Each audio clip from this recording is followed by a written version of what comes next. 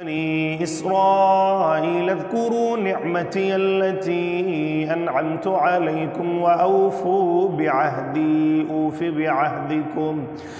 بعهدكم وإياي فارهبون وآمنوا بما أنزلت مصدقا لما معكم ولا تكونوا أول كافر به ولا تشتروا بآياتي ثمنا قليلا وإياي فاتقون ولا تلبسوا الحق بالباطل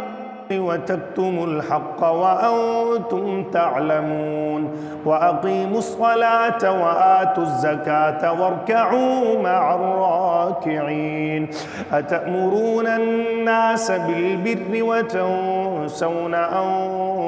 أنفسكم وأنتم تتلون الكتاب أفلا تعقلون واستعينوا بالصبر والصلاة وإنها لكبيرة إلا على الخاشعين الذين يظنون أنهم ملاقو ربهم وأنهم إليه راجعون يا بني إسرائيل اذكروا نعمتي التي أنعمت عليكم وأني فضلتكم على العالمين واتقوا يوما لا تجزي نفس عن نفس شيئا ولا يقبل منها شفاعة ولا يؤخذ منها عدل ولا هم ينصرون وإذ نجيناكم من آل فرعون يسومونكم سوء العذاب يذبحون أبناءكم ويستحيون نساءكم وفي ذلكم بلاء من ربكم عظيم وإذ فرقنا بكم البحر فأنجيناكم وأغرقنا آل فرعون وأنتم تنظرون وإذ واعدنا موسى 40 ليلة ثم اتخذتم العجل من بعده وأنتم ظالمون ثم عفونا عنكم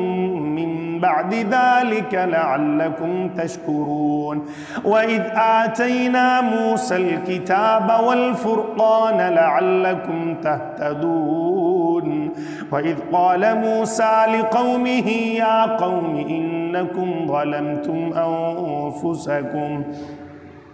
أنفسكم باتخاذكم العجل فتوبوا إلى بارئكم فاقتلوا أنفسكم ذلكم خير لكم عند بارئكم فتاب عليكم إنه هو التواب الرحيم وإذ قلتم يا موسى لن نؤمن لك حتى نرى الله جهرة فأخذتكم الصاعقة وأنتم تنظرون ثم بعثناكم من بعد موتكم لعلكم تشكرون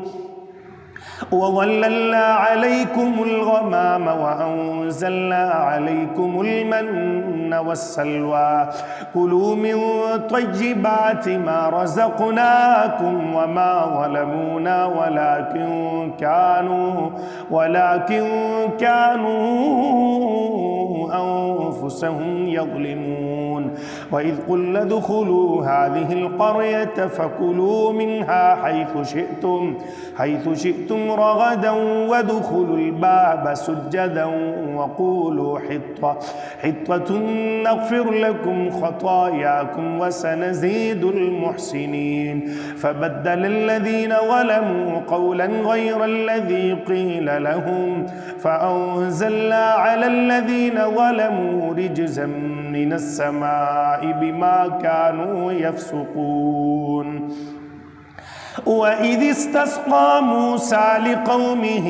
فقل اضرب بعصاك الحجر فانفجرت منه 12 عينا قد علم كل أناس